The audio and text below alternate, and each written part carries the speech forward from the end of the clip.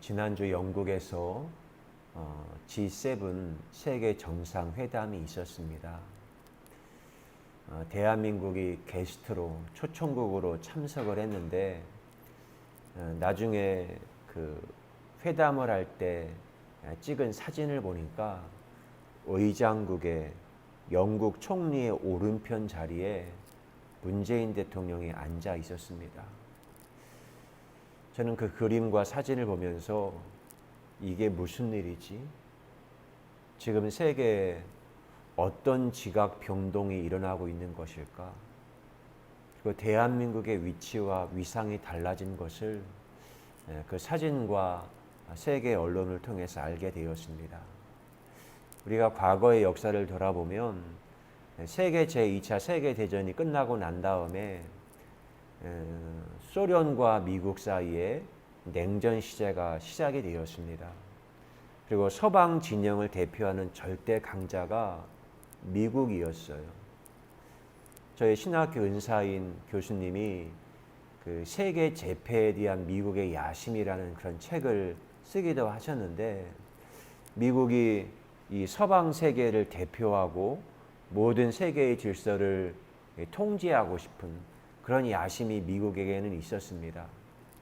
근데 제 세계 2차 세계대전 이후에 1973년에 제4차 중동 전쟁이 발생을 합니다. 중동 전쟁이 일어나고 나니까 오일 쇼크라고 해서 그 기름값이 4배로 폭등을 하는 거예요. 그런 상황 앞에 미국이 갑자기 멘붕 상태에 빠졌어요. 우리가 세계의 모든 질서와 모든 것들을 통제하고 있다고 생각을 했었는데, 그런 중동에서 전쟁이 일어나고 오일 쇼크가 일어나고 나니까 미국의 경제가 혼자서는 감당할 수가 없는 거예요. 그때 미국이 야, 이거는 혼자서는 안 되겠다 해가지고 75년도에 G7 서방 선진국 7개국 정상회담이라고 하는 G7을 출범시킵니다. 그래서 세계 7나라가, 물론 거기에 서방 나라가 되고 싶은 일본이 거기에 끼었지요. 그리고는 그 G7 7개국이 세계의 모든 질서를 통제하고 우리가 세계의 모든 것들을 구조조정하겠다라는 그런 의도 가운데 G7이 출범을 했습니다. 그리고 그것이 21세기가 될 때까지 그 질서가 계속해서 한 20여 년, 30년 동안 달려왔어요. 그러다가 2008년도에 세계 국제 금융 위기를 만납니다. 금융 위기를 만나니까 또다시 그 7나라 가지고는 통제가 안 돼요. 그래서 G20이라고 해서 그 회담이 대한민국 땅에 열리기도 했었죠. 그리고는 세월이 흘러서 2020년에 코로나 팬데믹이 세계에 확산되기 시작을 했어요. 그리고 1년 6개월 동안 세계가 엄청난 재난, 코로나 팬데믹이 아니라 코로나 전쟁을 세계 열강이 치르게 된 겁니다. 코로나 전쟁을 치르며 우리의 눈에 여실히 드러나는 게 뭐죠? 선진국이라고 여겨졌던 서방 선진국, 서유럽의 국가들, 미국, 일본, 그들이 얼마나 엉터리 국가였는지가 세계 만방에 다 드러나게 된 거예요. 우리만이 아니라 전 세계인이 인식을 하고 있는 겁니다. 2021년 지난 6월 5일 워싱턴 포스트지에 미국의 대통령인 바이든이 이렇게 기고문을 했습니다. 주요 민주주의 국가들이 협력하여 개발도상국 등의 물리적, 디지털과 보건, 인프라 개선을 위해 중국보다 더 높은 수준의 대안을 제안하자. 미국의 바이든 대통령이 한 거예요. 지금 미국은 중국에 대한 굉장한 경쟁 심리를 가지고 있거든요. G2에서 미국이 선점해야 한다는 것. 근데 미국이 생각을 해요. 어떻게 하면 우리가 중국의 새로운 세계 질편의 야심을 우리 서방이, 미국이 중심에서 막을 수가 있지? 이 생각을 하다가 보니까 미국의 대안으로 떠오르는 파트너가 누구냐면 대한민국인 겁니다. 대한민국이 좋은 파트너가 될 수 있는 거예요. 여러분, 전 세계에 지금 백신을 만들고 있는 생산 국가가 있거든요. 근데 백신을 생산해도 자국의 것을 소비하는데 모두가 지쳐요. 그 잉여 생산 백신을 만드시는 나라는 미국과 대한민국 두 나라밖에는 없습니다. 그러니까 그것을 대한민국을 파트너로 손을 잡을 수밖에 없어요. 세계 정상회담이 열리게 되면 그 정상회담은 자국의 이익을 챙기는 외교 실리 전쟁을 치르고 있어요. 지금 세계가 코로나 전쟁이거든요. 이 세계는 국가의 경계를 뛰어넘어, 국경선을 뛰어넘어서 퍼져나가고 있어요. 세계 지구촌이 이미 한 배를 타고 있고 객실만 달리해서 한 배를 타고 있는 겁니다. 이 전쟁의 상황 가운데 특이한 점, 특이점이 다 드러난 거예요. 그걸 통해 알게 된, 세계가 어느 한 나라 G7만이 아니라 세계가 이 평화와 공존과 번영을 위해서 다른 나라들과 함께 연대해야만 한다. 그래야만이 새로운 질서, 새로운 세계로 건너갈 수 있다는 것을 세계 많은 정상들이 인식하고 있는 겁니다. 그리고 이제 우리는 끊임없이 새로운 질서, 새로운 세계로 건너가게 될 겁니다. 왜냐하면 세계는 초연결, 초융합되어지는, 이제는 국가를 어떤 경계로 나눌 수 없고 사람을 어떤 인종과 취향으로, 종교로 사람을 더 이상 나눌 수 없다는 것을 세계인들이 인식하고 있는 겁니다.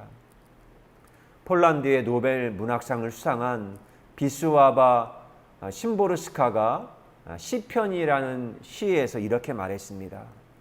인간이 만들어낸 국경선은 얼마나 부실하고 견고하지 못한지요. 얼마나 많은 구름이 그 위로 아무런 제약 없이 유유히 흘러가고 있는지. 우리 인간이 어떤 이념의 경계선, 국경선을 만들어 놓았는데 그 자연의 구름은 인간이 만드는 경계선을 아무 관계없이 그냥 유유히 하늘을 흘러가고 있잖아요. 그 위대한 자연 앞에 우리 인간이 만든 경계가 얼마나 허술한 것인지를 그 위대한 자연 앞에서 인간이 통찰을 얻고 있는 것입니다. 저는 이런 세계사의 흐름과 역사를 보며 이제는 어떤 사건과 어떤 사고, 어떤 자연사, 문명, 그 모든 것들을 볼 때 새로운 시선, 더 높은 시선을 가지고 그 모든 걸 해석해낼 필요가 생겼다는 것입니다. 이제는 더 이상 과거의 질서로 우리가 맞이하는 이 세상을 환경, 기후, 위생, 생태계, 이걸 해석해낼 수가 없는 거예요. 오히려 우리가 통제하지 못하고 있는 자연세계, 원시 생명세계, 카오스, 태움의 세계가 오히려 문명세계에 새로운 생명의 숨을 불어넣고 있음을 우리가 알게 되었다는 것입니다. 예수님께서 이 땅의 공생의 사역을 시작하실 때 맨 처음 던졌던 말씀이 회개하라, 천국이 가까이 왔느니라고 말씀하셔요. 그 천국이라고 하는 것은 공간을 말하는 게 아닙니다. 바실레이아, 새로운 질서를 말해요. 너희들 앞에 새로운 세계가 와 있으니 너희들이 새로운 질서, 이것을 따라야만이 새로운 세계로 건너갈 수 있다라고 주님이 우리에게 말씀하고 있는 것입니다. 코로나 팬데믹 상황을 통해 세계의 판이 지각 변동이 일어났어요. 지진이 일어났어요. 맨 처음에 지진이 일어날 때 엄청난 굉음이 들렸을 때 우리는 이 세계가 어떻게 흘러가는지 종잡을 수가 없었어요. 그러나 사람들이 이 지진의 요동 앞에 정신을 차리고 파동을 느끼며 밤하늘의 별을 보며 새로운 질서가 어떻게 형성이 되는지를 사람이 주목하여 보고 있습니다. 문재인 대통령께서 G7 회담을 마치고 오스트리아와 스페인 국빈 초청을 받아서 그곳을 방문하셨거든요. 여러분, 스페인은 무적 함대예요. 스페인이 감추어져 있었던 신대륙을 스페인이 발견했거든요. 신항로를 개척을 하고, 그리고 지금도 스페인 언어고 남아메리카 그리고 멕시코, 그 많은 아메리카의 나라들은 스페인 언어를 사용하고 있어요. 대영 제국의 영국에게 그 항로 전쟁에 패하기 전까지만 해도 스페인이 세계의 절대 강자였습니다.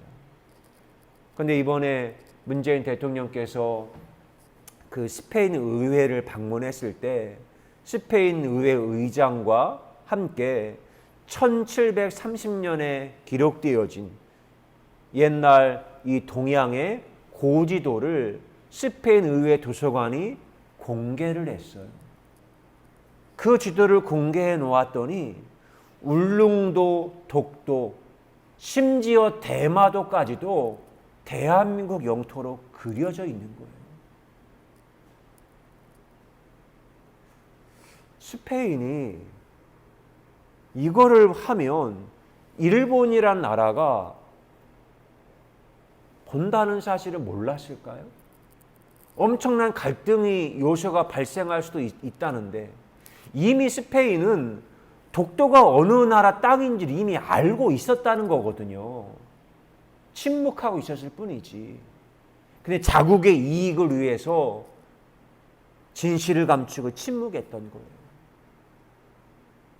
그런데 2021년 지금의 상황에 스페인 의회가, 국회의장이 독도는 대한민국 땅이라고, 대마도도 심지어 대한민국 땅으로 그려진 그 지도를 공개를 했어요.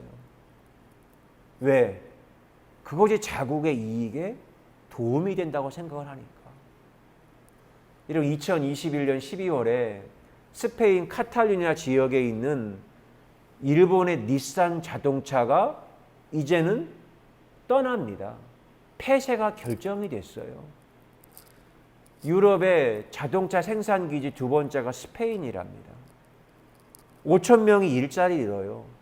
이미 영국과 유럽은요, 내연기관, 휘발유 경유 자동차가 퇴출이 확정, 입법이 완료가 됐어요. 그럼 내연기관을 하는 자동차는 만들지 못하거든요. 스페인이 나서서 대한민국은 전지차, 전기차, 삼성, LG, 그거 잘 만들지 않냐? 그 닛산 자동차 있었던 곳에 전기차 배터리 만들어 달라고 공개 구원을요, 국왕과 의회가 나서서 우리 대한민국의 문재인 대통령에게 프로포즈를 하고 있는 거예요. 이 일을 하고 나니까 스페인은 마드리드와 바르셀로나, 카탈루냐 독립 분쟁이 심한 곳이거든요.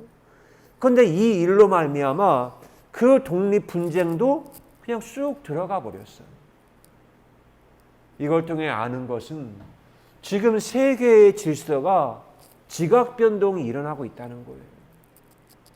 문재인 대통령이 이것을 알았기에 지난 G7 회담 이후에 13일 날 오스트리아와 스페인을 방문하기 전에 이런 이야기를 했습니다.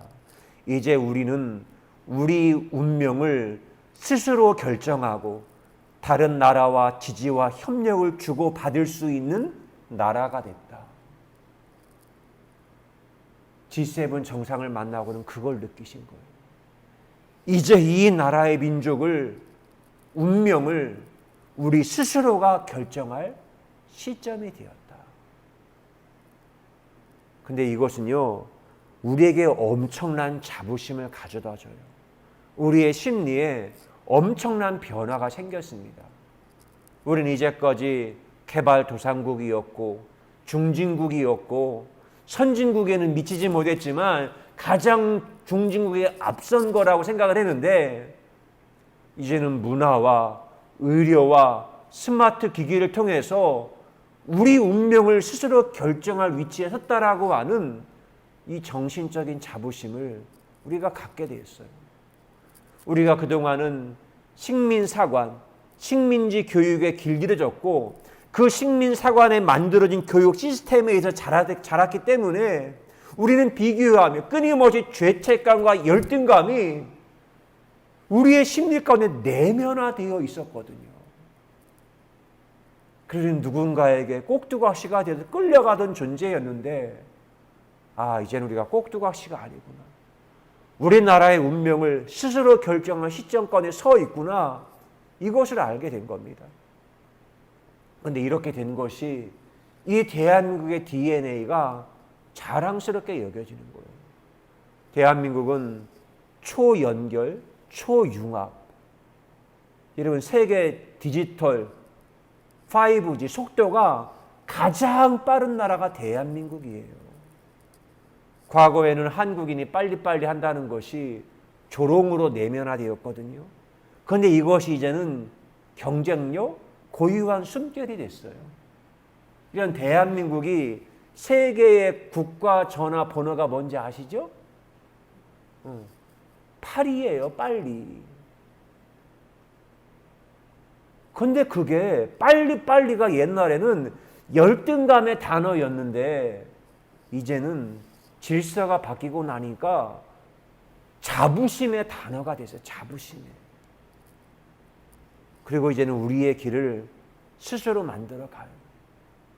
그리고 났더니 제게 일어난 변화가 뭔지 압니까?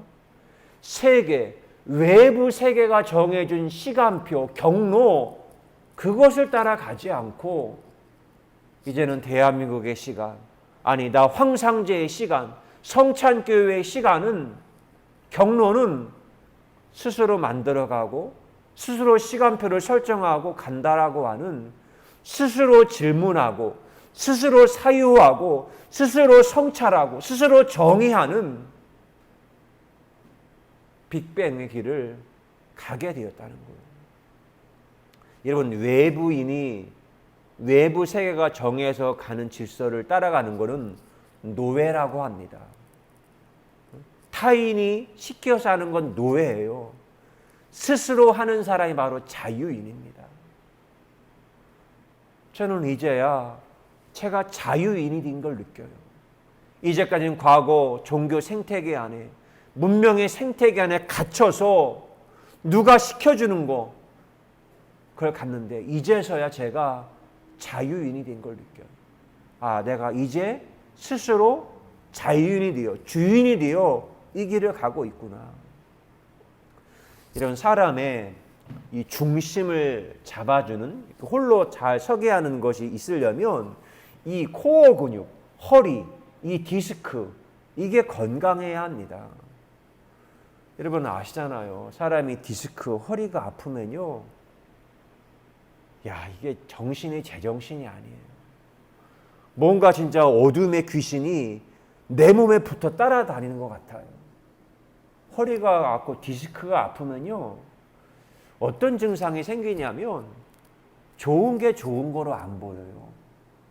맛있는 게 있어도, 아름답고 멋있는 광경을 보아도 내가 디스크 이게 오면요, 좋은 게 좋은 거 느껴지지 않는다니까요. 웃을 수가 없어요. 감동을 얻을 수가 없고. 아파본 사람은 압니다.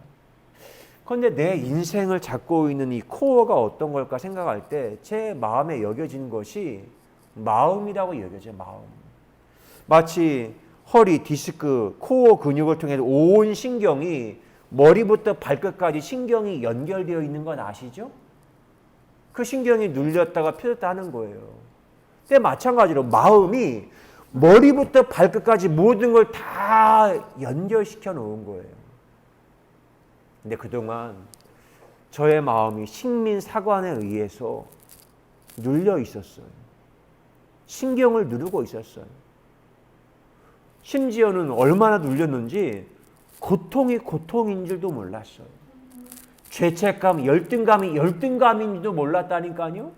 빨리빨리 열등감에 눌려가지고 늘 그렇게 살았고 그 내면화 가운데 열등감에 눌려 살았어요. 그런데 이제서야 홍익인간의 자부심, 대한민국인으로의 자부심, 이게 생기며 마치 하늘을 나는 것 같은 그런 자유와 기쁨을 누리며 살고 있는 겁니다. 근데 이걸 하면서 모든 세계와 나 자신을 보는 통찰력이 굉장히 커지게 된 것이죠. 그리고는 모든 내 삶의 어떤 경로, 경계선, 이걸 다시 한번 살펴보는 기회로 삼은 겁니다. 이 전 세계가 나의 행동 양식, 마음의 경로, 마음의 경계선, 이게 잘못된 게 무엇이지? 그거를 밤하늘의 별을 보면서 새롭게 경로를 설정하는 거예요. 그것이 바로 하나님의 나라, 바실레이아, 새로운 질서를 만들어가는 거예요. 우리는 이제까지 애굽의 가치관, 제국의 가치관, 문명의 가치관, 그것에 눌려 살았어요. 많은 사람들이 직업을 결정해요. 대학의 경로를 설정해요. 근데 그 모든 것이 자기의 꿈이 아닌 어떻게 하면 돈을 잘 벌지? 온통 제국의 가치, 문명의 가치, 돈의 가치 위에 다 찌들어져 있었다니까요. 근데 그것이 이 종교 생태계, 한국 교회에도 여전히 마찬가지였어요. 근데 나름대로 저 황상제, 이 성창교회가 저항하는 방법은 딴 게 아니었어요. 그 제국의 가치, 돈의 가치와 그거에 길들여져 사는 게 아니라 다르게 사는 겁니다. 다르게. 나는 돈의 가치를 따라 살지 않고 너희들과 다르게 살고 새로운 가치를 만들고 새로운 가치를 추구하는 공간과 시간을 만들어가는 것이 제가 하는 일이었어요. 근데 그러다가 보니 제 마음 안에, 제 영혼 몸 안에 고유한 영생, 저만이 가득한 거룩한 이 고유한 영생이 만들어지고 그것이 있었음을 발견하게 됩니다. 그게 바로 영생이죠, 영생. 예수님이 요한복음 7장 1절에 보면 그 후에 예수께서 갈릴리에서 다니시고 유대에서 다니려 아니하심은 유대인들이 죽이려 함이로라. 유대인들이 예수님을 죽이려고 해요. 기존의 질서를 예수님이 저항하며 사니까. 그러니까 예수님이 예루살렘에 올라가서 새로운 것을 빨리 했으면 좋겠는데 예수님이 이 말씀하세요. 예수께서 이르시되 내 때는 아직 이르지 아니하였거니와 너희 때는 늘 준비되어 있느니라.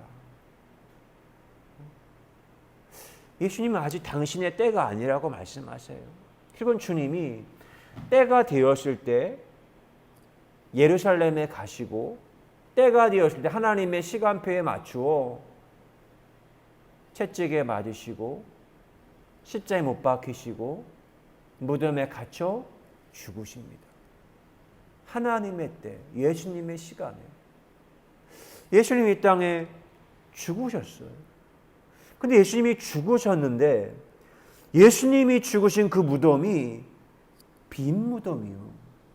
빈 무덤.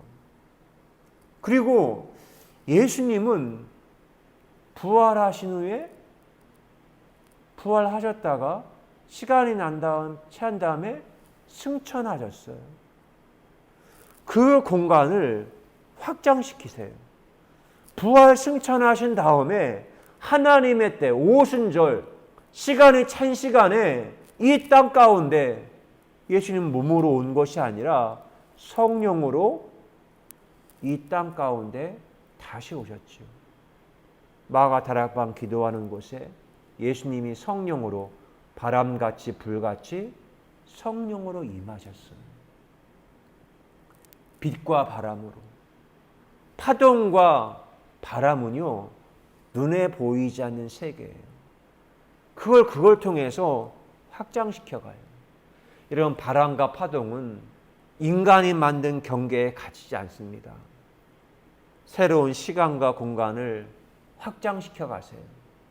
그리고 예수님이 부활 승천하시기 전에 그 모인 제자들에게 말씀하잖아요. 너희는 이곳을 떠나지 말아라. 오직 성령이 너희에게 임하시면 너희가 권능을 받고 예루살렘과 온 유대와 사마리아 땅끝까지 이르러 내 증인이 되리라 하시니라. 성령이 오시면 모든 경계를 뛰어넘어 땅끝까지 이 성령의 바람과 복음의 소식이 확장되어져 간다는 거예요. 시간과 공간이 그 무엇에도 얽매이지 않고 확장되어져 간다는 거예요. 그 기록이 사도행전의 기록입니다. 예수님이 땅에 계시지 않고 예수님이 피를 흘려 죽으시고 빈 무덤이 되었고 하늘로 올라가신 그 순간에 이 땅에는 새로운 시간과 공간이 만들어졌고 마치 아프로디테의 그 아름다운 예술의 삶이 이 땅 가운데 시공간이 열리게 되었다는 겁니다. 새롭게 질서와 새롭게 공간을 보는 눈이 열리는 거예요. 여러분, 우리의 삶에 코로나 팬데믹을 통해서 빅뱅을 통해서 새로운 시간과 새로운 공간, 새로운 질서가 열리고 있어요. 그게 여러분 지금 파동과 울림이 되어 나에게 오고 있거든요. 그걸 듣는 게 중요해요. 저는 제가 종교인으로 살다가 이 더하임을 이제 40개월 하면서 새로운 소리가 들리지 않던 소리가 들려요. 그러면서 내가 얼마나 우주에 정말 티끌과 같이 먼지 같은 존재였는지 그런 겸손한 마음도 생기고, 그리고 나락과도 같이 가장 밑바닥 바다에 떨어지고 나니까 바다는 온 물이 몰려드는 것처럼 세상의 온갖 물과 이 모든 소리와 떨림이 제게 들려요. 이게 바로 레보 쇼메하고 듣는 마음이거든요. 솔로몬이 레보 쇼메와 듣는 마음을 갖고 나니까 가장 천한 신부인 창기들의 마음의 심령의 떨림과 소리가 솔로몬에게 들리는 거예요. 저는 요즘 그런 소리가 들리거든요. 전에는 전혀 들리지 않던 소리요. 전에는 전혀 관심 없는 것이었어요. 지난주에는 저는 책에 대한 관심이 있으니까 어떤 책이 보이냐면 있지만 없는 아이들, 미등록 이주 아동 이야기. 대한민국에 존재하지만 없는 아이들이 있어요. 부모가 이 경계선언, 허락 없이 이 땅에, 대한민국 땅에 와서 아이를 출산을 했어요. 법적으로 그 아이들을 등록할 수 없어요. 근데 그 아이들이 대한민국 땅에 엄연히 2만 명이나 존재한답니다. 대한민국 땅에. 대한민국 땅에 생명이 있는데 2만 명이 등록되지 않은 존재가 이 땅에 살고 있다는 거예요. 여러분, 그들이 얼마나 힘들겠습니까? 걔네들은 QR코드도 만들지 못해요. 어디도 가지 못해요. 식당도 가지 못해요. 미등록 아이들이기 때문에 불법 체류자의 자식으로 태어났어요. 있는데 법적으로는 존재하지 않아요. 법적으로는 존재하지 않는데 실존은 분명히 존재해요. 근데 그 아이들 보면서 꼭 제 이야기 같아요. 이 종교 생태계에 마치 세상에서는 존재하지 않는 것 같은 분명히 실존하고 있거든요. 근데 그런 울부짖는 소리가 들려요. 너희들도 법적으로는 존재하지 않지만 너희들도 분명히 이 세상에서 너희들의 고유한 떨림과 울림을 통해서 이 세계를 분명히 표현할 수 있는 그런 존재라고 분명히 말해 주고 있는 것입니다. 우리가 이 땅을 살면서 분명히 난민 의식을 가지고 이 땅을 살고 있거든요. 그런데 우리가 이 땅에 내가 난민이고 유랑인이라는 걸 알게 될 때 내가 누군가를 환대할 수 있거든요. 내가 유랑인이고 난민이고 그 정체성을 갖게 될 때 내가 누군가를 따뜻하게 환대할 수 있는 겁니다. 저는 오늘 아침에 세종대왕에 대한 감사가 있더라고요. 제가 요즘에 시를 쓰거든요. 제가 생각하는 이 사유의 세계, 이 우주에 대한 인식, 이거를 표현하고 글로 쓸 수 있게 만들어진 분이 바로 세종대왕이거든요. 조선이 건국되었을 때 조선의 사대부는 명나라에 의존해서 조선 사대부의 기득권과 이 모든 것들을 유지하려고 했어요. 그리고 권력자들은 백성들이 무지몽매해야 그들의 권력을 잘 유지하며 지킬 수 있거든요. 세종은 백성들의 아픈 마음을 듣고는 우주를 관찰하며 우주의 마음이 담긴 천지인, 우주의 언어인 한글을 만드는 겁니다. 근데 그것을 그때 당시에 사대부들은 강력하게 반대했어요. 그러나 세종은 장영실을 통해서 이 조선의 땅에 맞는 시간을 만들고 그리고 스스로 조선인이 그 세계와 세상을 표현할 수 있는 글자인 한글을 만듭니다. 조선시대 신분제 사회였을 때 영화 천문에 대사원이 말하잖아요. 성품은 고칠 수 있는 것이 아닙니다. 세종이 말합니다. 백성들의 성품을 교화시킬 수 없다면 그대들은 정치를 왜 하는 것이요? 단지 백성들을 위해 군림하면서 권세를 누리기 위함인가? 그 사대부들은 신분제의 말뚝을 꼽아서 자신들이 아는 한자 글자를 가지고 백성들을 위해 군림하려고 했어요. 그들은 명나라를 탯줄같이 붙잡으려고 했죠. 그러나 세종은 시간의 독립, 문자의 독립을 꿈을 꾸었고 새로운 조선의 시간을 열었고 새로운 조선 사람들이 사상의 세계와 마음의 세계를 표현할 수 있는 글자를 만들었습니다. 그 글자가 만들어진 순간에 양반과 천민이 두리둥실 춤을 추는 새로운 세계를 만들었죠. 언어가, 글자가 사실은 우리는 모든 세계를 글자로 생각을 해요. 언어로. 그러다가 오늘 아침에 시 한 편을 썼습니다. 한글의 연애.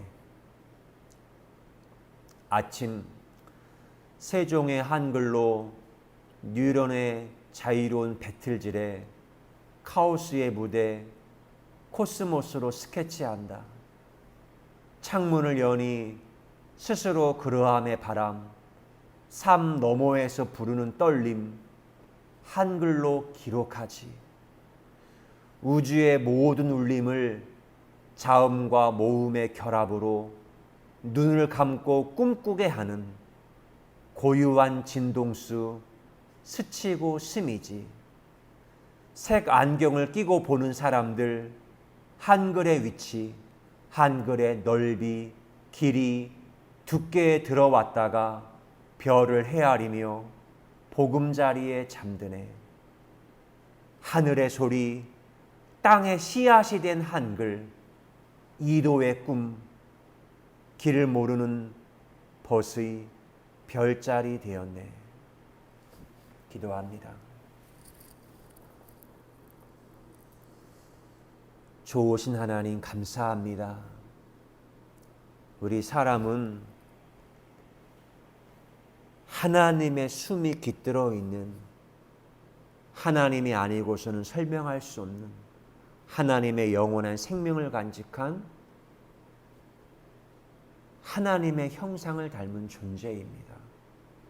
우리가 이 땅을 살며 하늘을 보고 하나님을 바라보고 나의 고유한 숨을 꽃피워 하나님 보시기에 아름다운 존재로 나 자신을 가꾸어가는 예배자로 나를 부르시고 여기까지 인도하신 하나님을 찬송합니다. 오늘도 이 땅을 살며 우주에 접속하며 하나님에게 접속하며 삶 너머에서 부르는 하나님의 거룩한 부르심이 있습니다.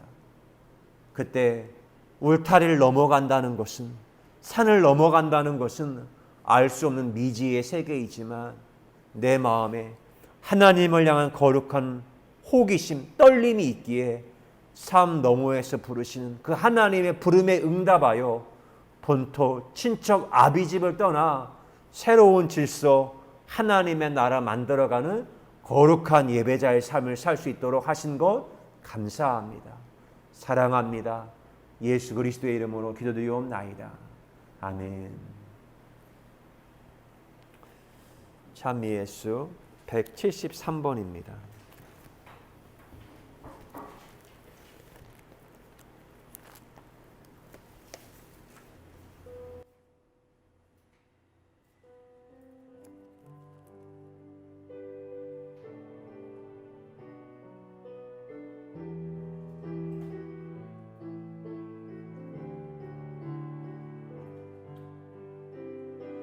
아침에 주의 인자하심을 나타내시며 밤마다 주의 성실하심을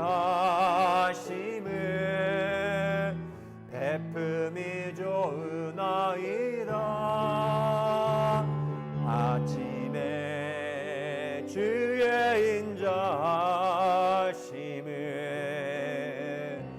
나타내시며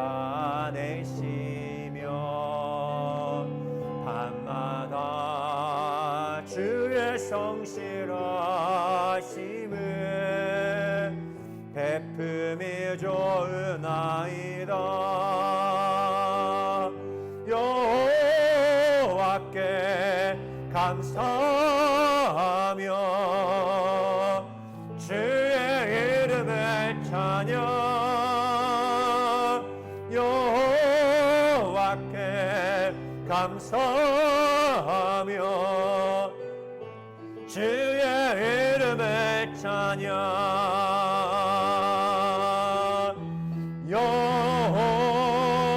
여호와여 주의 행사가 어찌 그리 크신지요.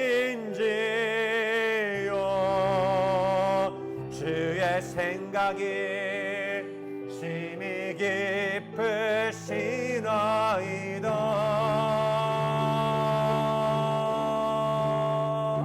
아침에 주의 인자하심을 나타내시며 밤마다 주의 성실하심을 베품이 좋으나이다.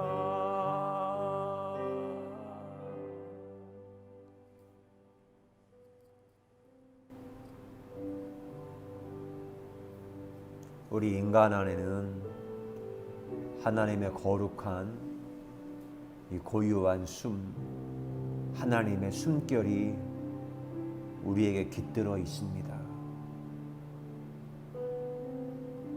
우리가 엄마와 아빠의 몸, 그 사랑의 열매로 이 땅에 왔지만 우리를 시작하신 곳은 하나님이고 하늘이고 우주적인 세계관에서 우리가 시작이 되었습니다. 세상은 끊임없이 인간들이 경계를 만들고 경로를 만들어서 우주적인 존재인 나를 가두려고 합니다. 그리고 나는 그걸 인식하지 못한 가운데 감옥에 갇혀 살았습니다. 그리고 길들여져 살았습니다. 그러나 하늘이 내게 말을 걸어왔습니다. 삶 너머에서 나를 부르는 소리가 들려왔습니다. 맨 처음에는 이 마음에 심장에 떨림과 울림이 있는데 이게 무엇인지 몰랐습니다. 그러나 하나하나 저는 영혼의 어두운 밤에 그 마음의 심령의 떨림을 하나하나 아로새기기 시작했습니다. 뭐라 표현할 수 없는 마음의 떨림, 당신에게 주고 싶은데 담을 수 없네. 시실과 날실리를 배틀질하여 담을 수 있는 보자기 언어를 만들었지. 그냥 주려 하니 혹시 그대 모를까 하늘과 땅 사이 주파수 진동을 담아 오선지에 소리의 색을 그렸지. 가락에 따라 춤을 추고 별빛을 따라 피고 지는 노동의 향연, 상상을 아로새긴 미래를 만지다 보니 밤이 지나고 아침 되었네.